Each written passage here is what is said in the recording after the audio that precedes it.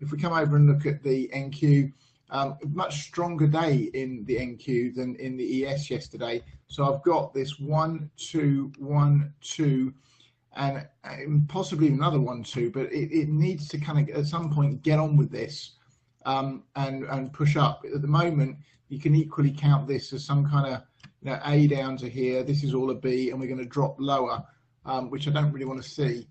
But the key levels 76.37.5 we need to take out, and then 58, which would be the 1.0 extension above us, and start to push up here towards 78.06 next in the NQ.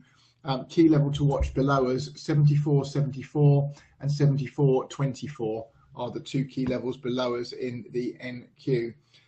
Dow Jones just continues to you know, give us this picture perfect pattern. It can drop down another level, 26,335, and still maintain that pattern absolutely within the normal expectations. Prefer it not to. I prefer it to hold here at the 1.0 extension and push up to 27,171 next, and just follow this 3, 4, 5, 4, 5 grind all the way up to around 28,000 or 28,521 is the 2.0 fib here in the Dow Jones or the YM certainly.